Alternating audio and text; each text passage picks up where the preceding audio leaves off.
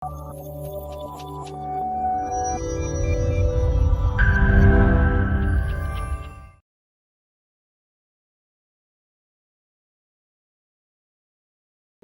malam hari ini untuk saya bisa sharing firman Tuhan bersama teman-teman semua. Ya, puji Tuhan dengan kesempatan ini, soalnya kalau mau dihitung sebenarnya sudah 1 tahun saya tidak pelayanan di gereja karena tahun lalu saya ya resign dari GKS, kemudian karena masalah keluarga jadi saya harus mendampingi anak, dan akhirnya sekarang kami di Masamba ini. Tapi puji Tuhan malam ini saya diberikan kesempatan lagi, diberikan kepercayaan untuk sharing firman Tuhan ini. Dan firman Tuhan malam ini agak seperti Bible study sebenarnya yang saya persiapkan. Jadi karena dia seperti Bible study, semoga teman-teman tidak mengantuk ya. Dan saya sangat berharap supaya kita semua ikut di dalam ini dan sesuai dengan tema dan bacaan kita yang terambil dari Pengkhotbah 3 ayat 1 sampai 13, dan juga tema yang dikasih itu rencana Allah dalam setiap masa.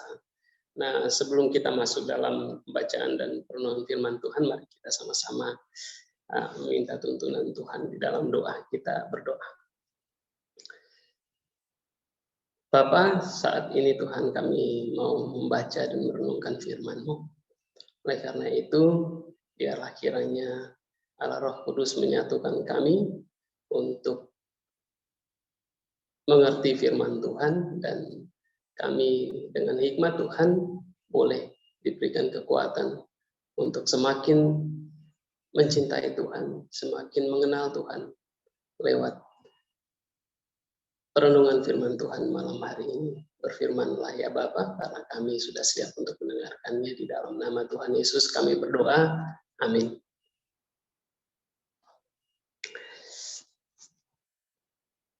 Pengkhotbah 3 ayat 1 sampai 13, saya minta tolong Reni untuk membacakan firman Tuhan ini.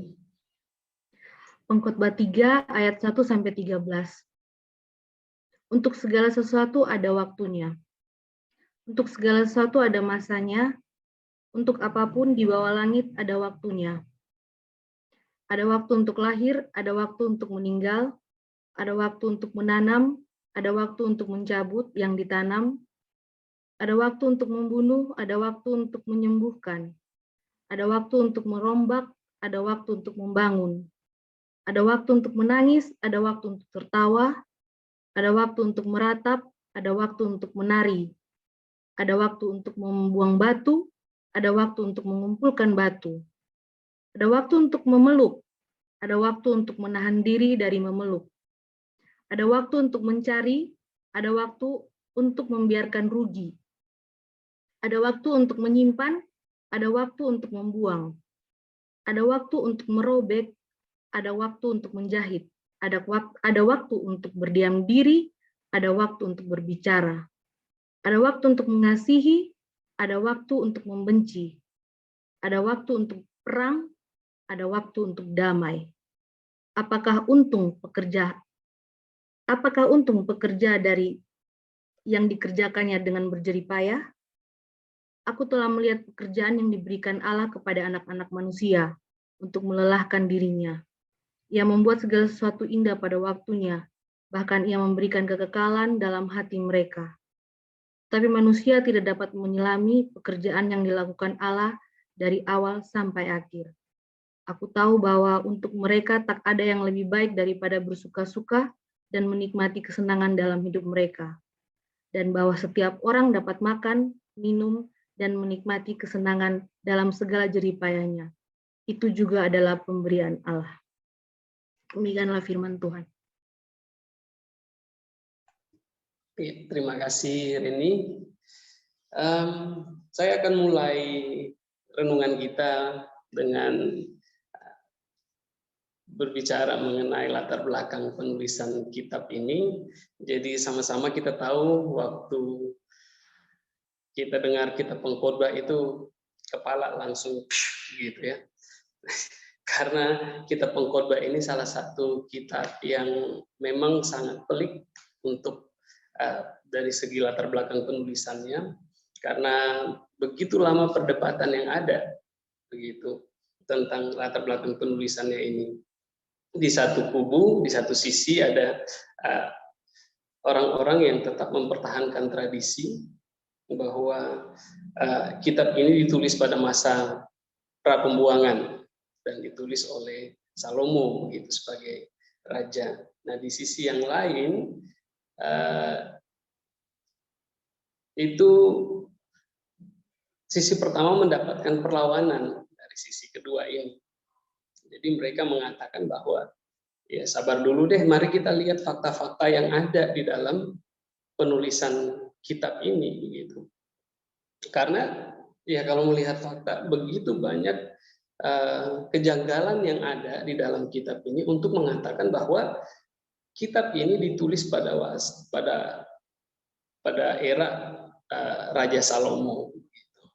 Karena ya teman-teman bisa baca sendiri nanti kalau misalnya teman-teman cari banyak sekali buku yang e-book gratis itu tentang, coba saja cari nanti di Z Library misalnya, itu nanti kata kuncinya itu Kohelet pakai Q, atau misalnya Ecclesiastes. Nanti di situ banyak sekali muncul dan itu semuanya membahas tentang kitab Pengkhotbah ini, dan teman-teman bisa baca pengantar ke dalam kitab ini dan di situ diulas secara begitu mendalam dan teman-teman bisa lebih mengerti di situ nanti. Tetapi di sini yang saya mau katakan adalah walaupun dua kubu ini ada dan terus ada sampai sekarang, kita juga tidak bisa dari satu sisi melepaskan tradisi Yahudi yang sudah melekat, yang mengatakan bahwa Raja Salomo penulis kitab ini.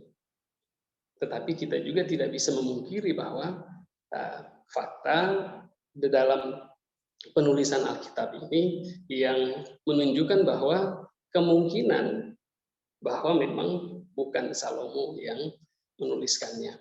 Nah, di sini kita bisa melihat bahwa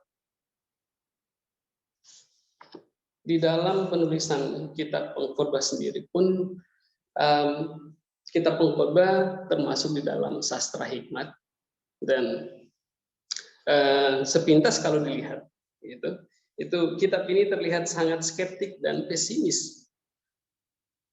Makanya tidak jarang banyak sekali orang Kristen yang salah menafsirkan kitab ini.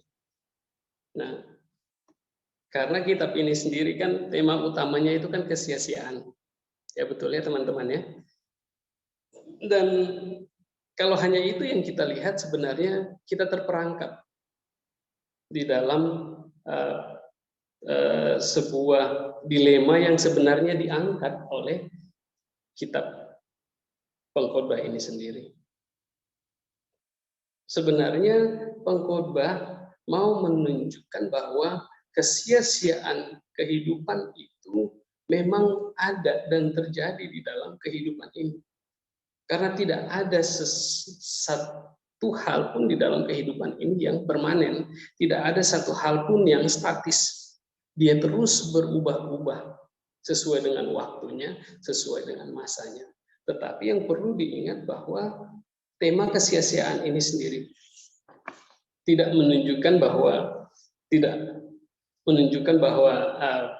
penulis kitab Pengkhotbah ini mau membawa setiap kita pembaca ini untuk kok ada sih kitab yang seperti ini begitu. Akhirnya berpikir, kenapa sih muncul kitab-kitab seperti ini yang kemudian bukan membuat kita orang yang percaya itu semakin kuat iman, tetapi kok semakin kita melihat, semakin kita membaca, kok semakin kita tidak mengerti apa maksud firman Tuhan ini. Nah, bukan di situ. Jawaban iman dari yang mau ditunjukkan di dalam kitab Pengkhotbah ini sebenarnya betul bahwa kehidupan ini dipenuhi dengan kesia-siaan. Tetapi kesia-siaan ini menunjukkan bahwa inilah bukti realitas yang terjadi di dalam kehidupan kita sebagai manusia. Nah, oleh karena itu, kita harus berlari kepada sesuatu yang tidak sia-sia itu. Siapa itu? Yaitu Allah. Dia yang harus dipercaya. Nah, di dalam tema besar kita pengkhotbah ini, ya, tema kesia-siaan ini, kita masuk di dalam renungan kita, di dalam bacaan kita tentang waktu. Nah, di sini berbicara tentang waktu, pengkhotbah menyuguhkan kepada kita dari ayat 2 sampai ayat 8, di situ ada 28 peristiwa konkret yang terus-menerus terjadi di dalam siklus waktu. Bahkan ungkapan senada pernah diungkapkan oleh salah satu filsuf Yunani, itu namanya Heraklitos. Itu dia sekitar tahun 550 sebelum Masehi sampai 480 sebelum Masehi mengatakan bahwa tidak ada sesuatu apapun yang bersifat permanen, tetap dan abadi di bawah kolong langit ini. Segalanya berubah, datang dan pergi, silih berganti. Itu kata Heraklitos. Nah, senada dengan apa yang disampaikan oleh Heraklitos ini jauh sebelum penulisan kitab ini, kalau kita mengikuti kubu kedua tadi yang mengatakan bahwa sepertinya bukan Raja Salomo deh yang tulis gitu kitab ini. Kalau kita mengikuti kubu kedua tadi, di sini kita bisa melihat bahwa ada kemiripan pandangan antara Heraklitos dengan yang ada di dalam pembacaan kita pada malam hari ini. Bahwa kehidupan kita ini tidak statis, dia dinamis dan terus-menerus akan berubah. Dia terus-menerus, dan disinilah sebenarnya kesia-siaan itu terjadi. Karena tidak ada satupun yang tetap abadi. Dia akan terus-menerus berubah. Kita dan alam semesta ada dalam ruang dan waktu. Oleh karena itu, kita terikat oleh waktu. Itulah kenapa kita disebut sebagai makhluk yang temporer, yang punya sifat sementara. Nah, semua pengalaman termasuk hidup itu dibatasi oleh waktu. Oleh karena itu, pengkhotbah di sini mengatakan untuk segala sesuatu ada masanya dan ada waktunya. Itu yang ada di dalam ayatnya yang pertama tadi. Begitu. Ya, ini kata waktu diberikan perhatian khusus di sini karena terus-menerus diulang. Nah, gagasan pengkhotbah tentang waktu dimengerti dalam konsep sejarah Israel yang konkret. Jadi setiap peristiwa itu, setiap waktu itu ditunjuk ada sebuah peristiwa yang terjadi. Contohnya, misalnya di dalam Alkitab, di situ Tuhan selalu menunjukkan kalau misalnya bangsa Israel membuat kesalahan, ya, dia selalu mengatakan siapa sih yang bawa kalian waktu itu keluar dari tanah Mesir. Jadi ada sebuah peristiwa yang konkret yang Allah kerjakan bagi bangsa Israel. Setiap peristiwa itu ditunjukkan di dalam satu waktu tertentu. Sehingga dengan peristiwa konkret ini, waktu pun menjadi waktu yang konkret. Nah, di dalam kehidupan kita sebagai anak-anak Tuhan pun sepertinya saya melihat hal yang sama begitu saat ini.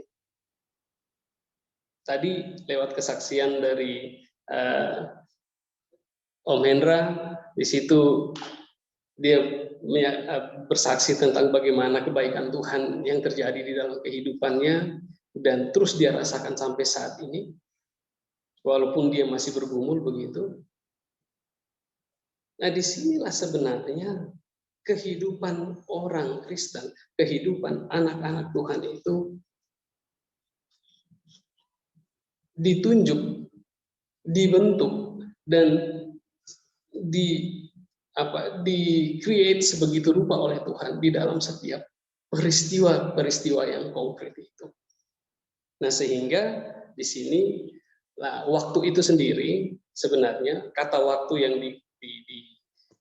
di dalam ayatnya yang pertama itu ada masanya, ada waktunya itu tidak ada makna khusus sebenarnya, walaupun mungkin teman-teman bisa mungkin pernah membaca di dalam buku-buku teologi tertentu yang memberikan makna khusus terhadap waktu, karena di situ zaman diartikan dengan masa, dan itu kalau tidak salah itu diartikan ke dalam bahasa Yunani itu akronos, kemudian diterjemahkan bahasa Indonesianya dengan waktu, dan bahasa Yunaninya itu kurios. Mungkin teman-teman pernah membaca ini di beberapa buku teologi yang lain, tetapi di dalam pembacaan kita malam hari ini, waktu dan masa itu konkret dan tidak punya pemaknaan khusus tertentu seperti yang ada di dalam buku-buku teologi yang mungkin teman-teman pernah baca. Kalau misalnya tidak pernah baca ya tidak apa-apa begitu. Nah, di sini waktu juga dimengerti sebagai sesuatu yang terkait erat dengan campur tangan dan keterlibatan Tuhan. Nah, mengapa demikian? Kita bisa melihat konsekuensi logis dari frasa apapun di bawah langit. Nah, kata di bawah menunjukkan ada sesuatu yang mengamati dari atas. Tidak mungkin kita bisa tahu sesuatu di bawah sana kalau misalnya tidak ada sesuatu yang mengamati dari atas. Harus ada sesuatu yang mengawasi dari atas. Baru bisa kita tahu ada sesuatu di bawah sana. Betul ya teman-teman ya? Nah, oleh karena itu, harus ada campur tangan dari sesuatu di luar batasan waktu, dan itu adalah Allah. Nah, oleh karena itu kita bisa lihat di sini bagaimana sebenarnya Allah tidak pernah melepaskan kita dari setiap rencananya. Ada rencana Allah, ada rancangan Allah yang tadi sudah sharingkan oleh Om Hendra. Di situ Om Hendra mengatakan sudah selesai begitu. Dia sudah selesai merancangkan kehidupan kita. Tetapi pada waktu itu selesai, dia tidak serta-merta melepaskan itu. Tetapi dia ikut terlibat di dalamnya. Nah, punya Allah seperti ini tidak buat teman-teman ini sesuatu yang luar biasa, tidak? Sesuatu yang luar biasa, punya Allah yang tidak melepaskan kita di dalam pergumulan kehidupan ini. Dari setiap waktu demi waktu yang begitu dinamis, yang membuat kita, aduh, kenapa saya harus seperti ini? Kenapa saya harus mengalami hal seperti ini, Tuhan, dan lain sebagainya pada waktu kita mendapatkan masalah. Kita memiliki Allah yang luar biasa. Kalau kita lompat lebih jauh di dalam perjanjian baru, Allah itu bukan hanya mau campur tangan kemudian dia dari luar, tetapi dia masuk ke dalam kehidupan kita. Dia menjelma menjadi manusia di dalam tubuh Yesus Kristus. Apalagi yang perlu kita takutkan di dalam kehidupan kita sebagai anak-anak Tuhan, di dalam mempercayai rencana Allah di dalam kehidupan kita. Kalau kita mempunyai Allah yang luar biasa seperti ini, yang bahkan mau ikut langsung, terjun langsung di dalam kehidupan kita. Nah, oleh karena itu, iman kepada Allah itu juga menjadi pokok penting di dalam kitab pengkhotbah ini. Kemudian ayatnya yang ke-9 sampai ayatnya yang ke-11, di situ kita bisa melihat seolah-olah dia menjadi sebuah perenungan yang berbeda lagi dengan hal yang sudah terjadi di ayat 1 sampai ayat 8 begitu. Tapi sebenarnya itu nyambung kok. Nah, di sini kita bisa melihat bahwa Allah yang tadi yang kita katakan bahwa tidak pernah melepaskan campur tangannya dari kehidupan kita sebagai manusia khususnya, ya. Di sini pengkhotbah ayatnya yang ke-9, mempertanyakan keuntungan yang didapat dari pekerjaan apa yang dikerjakan saat itu.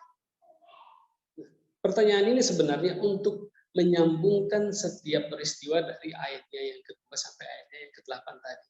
Juga sekaligus untuk mencari jawaban terhadap peristiwa-peristiwa itu.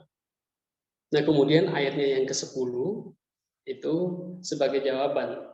Namun kelihatannya dari jawaban pada ayat yang ke-10 ini ya, hanya menunjukkan bahwa dunia ini bukan tempat untuk berleha-leha atau nganggur, tetapi untuk berjerih payah, untuk berlelah begitu.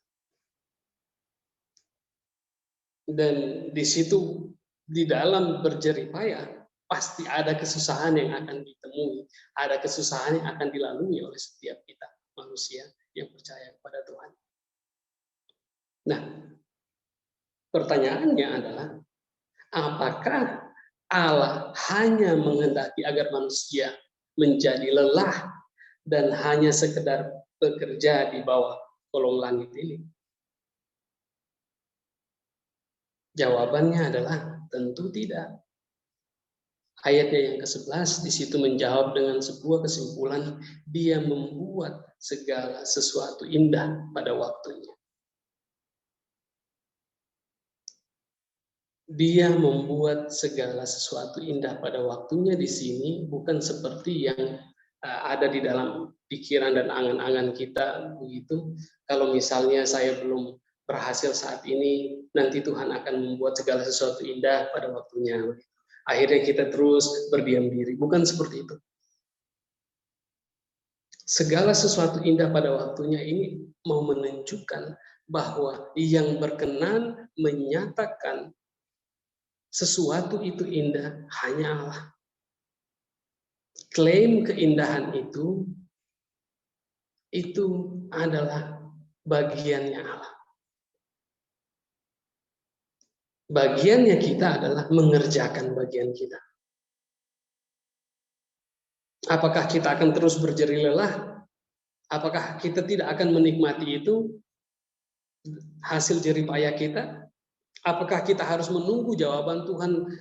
Kapan Tuhan bilang waktunya indah ini, kapan ini, begitu kan? Ayatnya yang ke-12 dan ayatnya yang ke-13 menjadi jawaban bahwa Tuhan juga memberikan sebenarnya setiap peristiwa, setiap kesempatan yang ada supaya kita juga bisa menikmati kesenangan-kesenangan yang Tuhan berikan.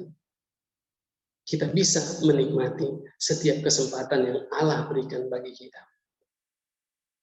Hanya saja kita terbentur dengan ketidakmengertian kita.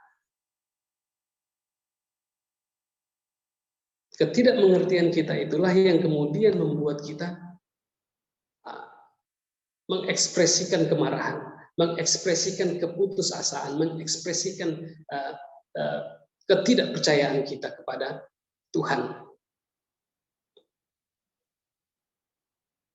Nah, oleh karena itu, pengkhotbah menawarkan supaya kita juga di dalam kehidupan ini, mari kita bersama-sama untuk menikmati setiap peristiwa di dalam hidup ini. Apakah itu bersenang-senang, apakah itu berjerih lelah, apakah itu pada saat kita menangis, pada saat kita tertawa, dan lain sebagainya. Mari kita nikmati saat-saat ini. Nah, kesimpulan apa yang bisa kita dapat dari sini? Allah tidak terbatas oleh waktu, sementara manusia dibatasi oleh waktu. Nah, karena itu di sini mau mengatakan bahwa manusia tidak punya kuasa apapun untuk merubah, untuk mengontrol, apalagi menguasai setiap peristiwa yang terjadi dalam kehidupan kita. Itu adalah hak Allah. Namun perlu diingat, kita punya Allah yang bukan hanya memberikan pekerjaan dan mau terlibat secara langsung dalam setiap peristiwa hidup, bahkan memberikan kesempatan untuk kita nikmati setiap pemberiannya bagi kita. Apakah itu hal-hal besar atau hal-hal yang kecil yang terjadi dalam waktu yang terbatas ini. Tetapi Allah juga adalah Allah yang menguasai waktu itu. Nah, punya Allah seperti ini tentu dia mempunyai rencana yang indah di dalam setiap masa kehidupan kita. Punya Allah seperti yang kita percayai saat ini, yang kita percaya di dalam nama Tuhan kita Yesus Kristus, yang bersedia turut campur tangan dalam pekerjaan pelayanan kita, khususnya untuk persekutuan Joy. Mari kita terus mengerjakan bagian kita.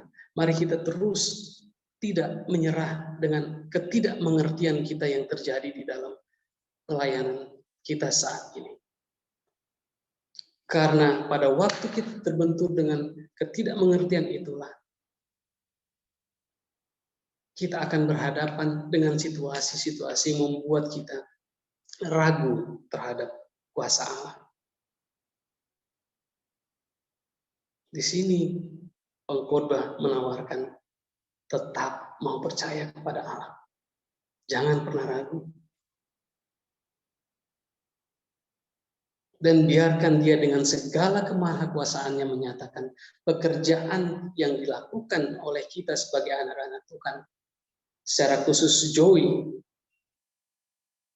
itu adalah pekerjaan yang sudah ada di dalam rencana Allah, yang sudah Allah rancangkan, yang sudah selesai dia kerjakan, dan kita mau melihat pada akhirnya dia menunjukkan bahwa apa yang kita kerjakan itu adalah sesuatu yang dia pandang indah.